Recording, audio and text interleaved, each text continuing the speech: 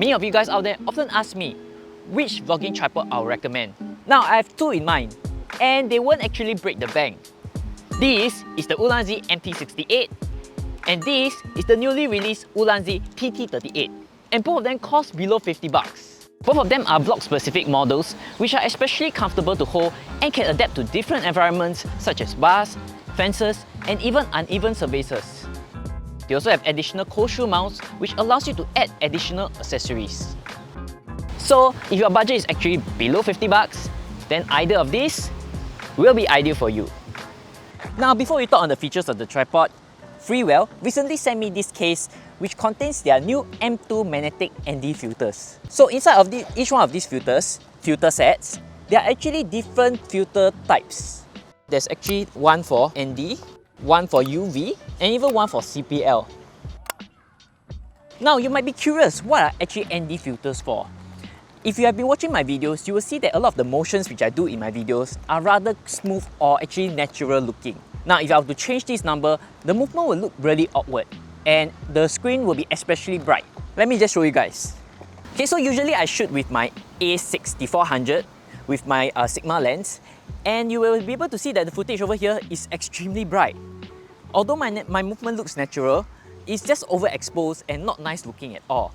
So usually I'll need an ND filter for this. So in order to maintain a low exposure while having the particular shutter speed, you will need ND filters. Now let me just show you guys the comparison between different types of shutter speed. Okay, so if I were to add in the shutter speed, alright, so this is the video which is at 1/50th my usual shutter speed. So you can see the wave looks rather natural. Okay, now let's increase it to about 200. You can see my movement looks a lot choppier. Now let's go wild and increase it to 1000.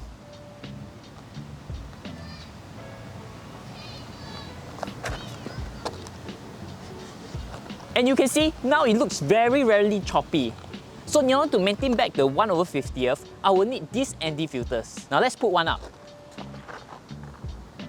So this is 100,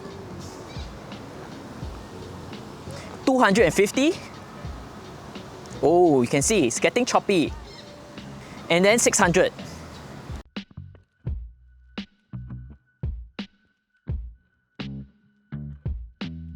So here I have actually is one of the ND filters, and you see when I turn it, it actually increases and decreases the gradation of it. So what's also cool about this is that you can stack those ND filters. It's actually magnetic. So in the case which I want a CPL filter, I can just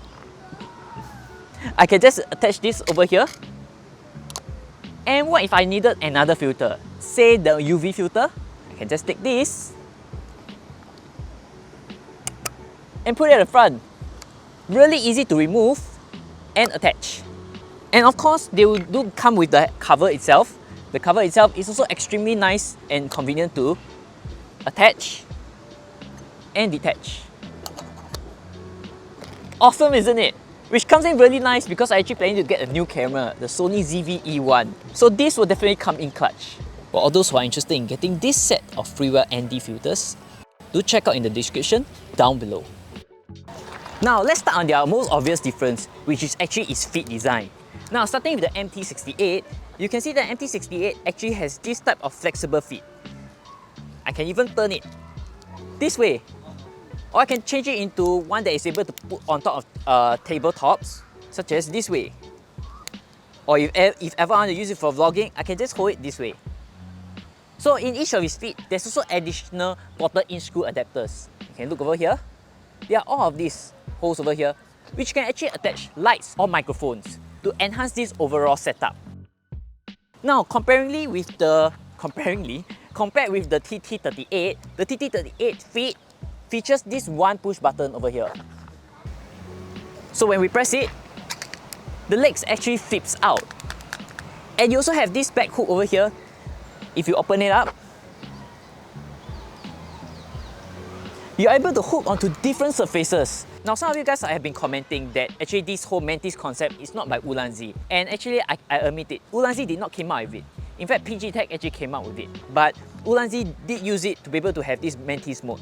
As a consumer, I actually don't really care who came out with it, but actually who does it better at an affordable price. Don't you agree? Now, taking a closer look at its feet, at the base of the TT38, there's this little rubberized material. There's this rubberized material which prevents it from slipping, whereas the TT68 also has a rubberized feet with these textures over here, perforated textures over here. So basically one sets up really fast, while the other tends to be a lot more flexible. Let's now take a look at its tripod head's design. Starting with the MT-68, you can see from the top, it actually has this base plate over here, which is this Uka quick release plate. So once you press it, you can actually have it removed. Now, just like the TT38, both of these actually share a similar feature that is actually lockable. So from here, you can see at the front here, so you just have to move it right to be able to lock it and left to unlock it.